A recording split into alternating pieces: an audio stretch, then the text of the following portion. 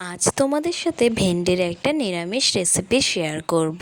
So hello everyone, সবাই কেমন আছো? আশা করি তোমরা সবাই ভালো আছো। আমার একটা নতুন ভিডিওতে তোমাদের সবাইকে ওয়েলকাম।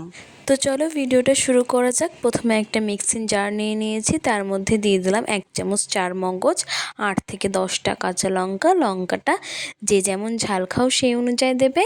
আর 1 ইঞ্চি মতন আদা কুচি আর 2.5 চামচ মতন সাদা তিল। এই সমস্ত কিছু জল দিয়ে একটা মিহি পেস্ট করে নেব। এই যে মশলাটা আমার বাটা হয়ে গিয়েছে, এদিকে মেন উপকরণ ভেন্ডি নিয়ে নিয়েছি। ভেন্ডিটা আমি ছোট ছোট করে কেটে নিয়েছি। আর এদিকে নিয়েছি আলু। এখানে মাঝারি সাইজের 3টে আলু সরু সরু করে লম্বা লম্বা করে কেটে নিয়েছি।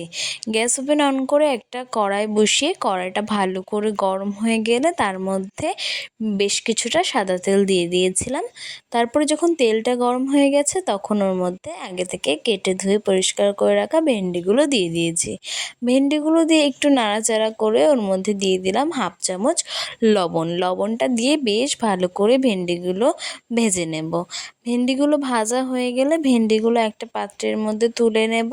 তারপরে ওই তেলের মধ্যে দিয়ে দেব আগে থেকে কেটে রাখা আলুগুলো দিয়ে বেশ কিছুক্ষণ নাড়াচাড়া করে ওর মধ্যে দিয়ে দেব পরিমাণ মতন হলুদ আর পরিমাণ মতন লবণ। হলুদটা দিয়ে আবারও বেশ কিছুক্ষণ নাড়াচাড়া করে আলুগুলো কিন্তু লাল হয়ে ভাজা পর্যন্ত অপেক্ষা করতে হবে। আলুগুলো যখন লাল হয়ে ভাজা হয়ে যাবে তখন আলুগুলোকেও তুলে নেব। সমস্ত আলুগুলো একটা পাত্রের মধ্যে তুলে নিয়েছি। এবার ওই তেলের মধ্যে দিয়ে দেব বেশ কিছুটা কালো জিরে আর শুকনো লঙ্কা ফোড়নে। ফোড়নটা বেশ কিছুক্ষণ কিন্তু ভালো করে ভাজতে হবে। ফোড়নটা ভালো করে ভাজা হয়ে গেলে ওর মধ্যে দিয়ে দেব অল্প একটু চিনিটা দিয়েছি যাতে মশলার রঙটা খুব ভালো আসে। এই যে চিনিটা একটু গলে গেলেই তারপর ওর মধ্যে দিয়ে দেব আগে থেকে বেটে রাখা মশলাটা দিয়ে মশলার বাটি ধুয়ে বেশ কিছুটা জলও দিয়ে দেব ওর মধ্যে। এবার ভালো করে মশলাটা কিছুক্ষণ নাড়াচাড়া করে ওর মধ্যে দিয়ে দেব পরিমাণ মতন লবণ, পরিমাণ মতন হলুদ দিয়ে আবারও বেশ কিছুক্ষণ নাড়াচাড়া করে ওর মধ্যে দিয়ে দেব 1 চামচ মতন কাশ্মীরি লঙ্কার গুঁড়ো। তারপরে আবারও বেশ কিছুক্ষণ নাড়াচাড়া করে মশলা থেকে তেল ছাড়া অবধি অপেক্ষা করতে হবে। এই যে মশলা থেকে কিন্তু বেশ ভালো করে তেল ছেড়ে এসেছে। এবার ওর মধ্যে দিয়ে দেব আগে থেকে ভেজে রাখা আলুগুলো দিয়েও আলুগুলোর সাথে ভালো করে বেশ কিছুক্ষণ মশলাটা কষিয়ে নেব। আবারও আলু থেকে তেল ছাড়া অবধি অপেক্ষা করব। এই যে আবারও বেশ কিছুক্ষণ পর আলু আর মশলা থেকে বেশ ভালো করে তেল ছেড়ে এসেছে।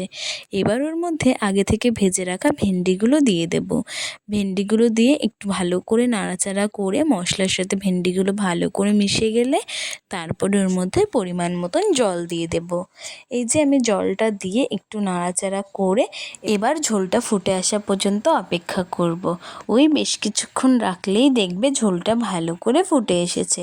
ঝোলটা যখন এইভাবে শুকিয়ে আসবে তখন একটু নাড়াচাড়া করে গ্যাস ওভেন অফ করে নামিয়ে নিলেই রেডি আমাদের আজকের নিরামিষ ভেন্ডি আলুর রেসিপি। তো আজকের রেসিপিটা তোমাদের কেমন লাগলো অবশ্যই আমাকে কমেন্টে জানিও। আর এই রেসিপিটা কে কে ট্রাই করেছো সেটাও আমাকে অবশ্যই জানিও কিন্তু।